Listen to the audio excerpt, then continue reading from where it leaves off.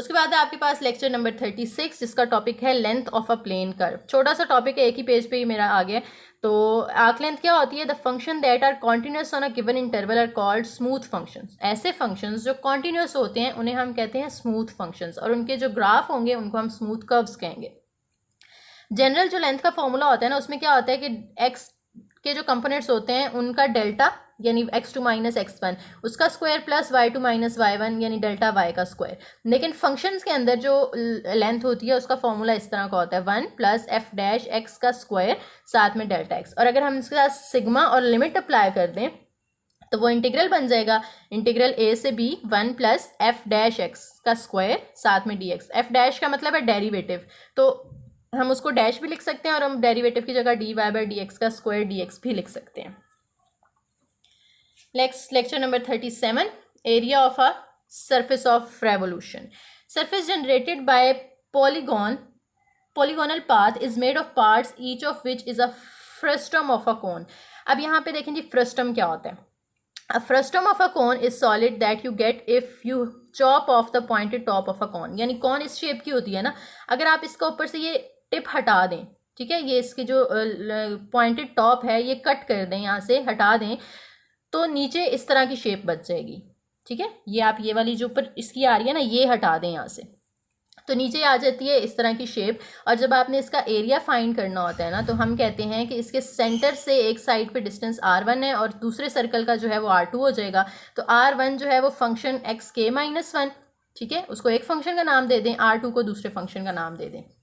तो जब आप उसका आर्क लेंथ फाइंड करेंगे तो हमने x वाले कंपोनेंट का स्क्वायर प्लस y वाला जो होता है उनका डिफरेंस लेके उसका स्क्वायर पुट करना होता है। यानी हम उस फॉर्मूले को यूं लिख सकते हैं 1 प्लस एफ डैश एक्स के स्टार का होल स्क्वायर। ठीक है, और सरफेस एरिया का फॉर्मूला हमें जो हमने ऊपर यहाँ पे एक्सप्लेन करना था, s जो है वो इक्वल होता है pi into r1 plus r2 और साथ में l। ठीक है, ये होता है सरफेस एरिया कोन का। तो इसके अंदर हम वैल्यूज पुट कर दें 2 pi as it is 2 pi x और साथ में यहाँ पे इसकी वैल्यू आ रही होती है, तो 2 pi f of x 1 plus f dash x का स्क्वायर डेल्टा एक्स।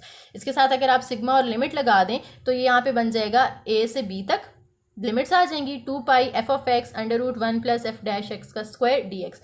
ये फॉर्मूला आपने मेन याद रखना है। ये ऊपर वाली जितनी डेरिवेशन थी ये बेशक आपको याद करने की ज़रूरत नहीं है, वो सिर्फ एक्सप्लेनेशन के लिए थी। याद आपने ये फॉर्मूला करना है बस, जो सरफेस एरिया का न्यूमेरिकल्स में यूज़ होना है। Surface area formula, let f be a smooth non negative function. ऊपर इसकी सारी उन्होंने एक्सप्लेनेशन दे दी है कि एफ जो है वो एक नॉन नेगेटिव स्मूथ फंक्शन है और y is equal to f of x हो और x की दो लिमिट्स भी दी हों, तो हम ये वाला फॉर्मूला यूज़ करते हैं। a से b तक लिमिट्स हैं 2 pi f of x under root 1 plus f dash x का स्क्वायर साथ में dx। अब इससे एग्जाम्पल भी कर लेते हैं। Find surface area of portion of sphere generated by revolving curve y यानी फंक्शन दिया हुआ है और x की लिमिट 0 से 1/2 तक है। तो हमें जो फॉर्मूला होता है ना उसके अंदर एक तो फंक्शन चाहिए होता है, साथ उसका डेरिवेटिव चाहिए होता है। तो फंक्शन हमने लिखा, साथ उसका डेरिवेटिव ले लें, पावर 1/2 साइड पे आके मल्टीप्लाई होगी, इसकी पावर में से 1 माइनस करेंगे तो माइनस 1/2, और फिर पावर के बगैर सिर्फ इस फंक्शन का भी डेरिवेटिव ले लें। 0 माइनस एक्स स्क्वायर का डेरिवेटिव 2x आ जाता है। तो अब आपने यहाँ पे देखें 2 और 2 कट कर देना है, ऊपर बचता है माइनस एक्स, और ये माइनस में पावर थी ना तो उसको हम ओवर के नीचे ले आए ताकि वो प्लस हो जाए, और प्लस 1/2 का मतलब अंडर रूट होता है, तो हम ये भी लिख सकते हैं। अब फॉर्मूला लिखा हमने ये ऊपर वाला जो यहाँ पे लिखा हुआ था, ठीक है।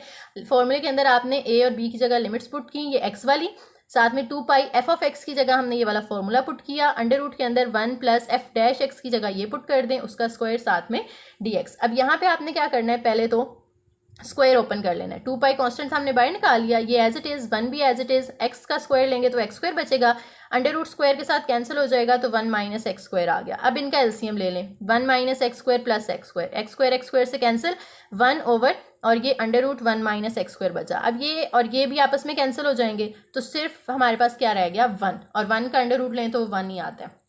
2 पाई इंटीग्रल 1 dx, 1 की इंटीग्रेशन करेंगे तो वो x आएगी, और x में अपर और लोअर लिमिट पुट कर दें। अपर लिमिट 1/2, माइनस लगा के लोअर 0 पुट करेंगे तो वो तो 0 हो जाएगी, वो लिखने की ज़रूरत नहीं है। यहाँ पे 2 और 2 कट कर दें तो आंसर आपके पास आ जाता है पाई।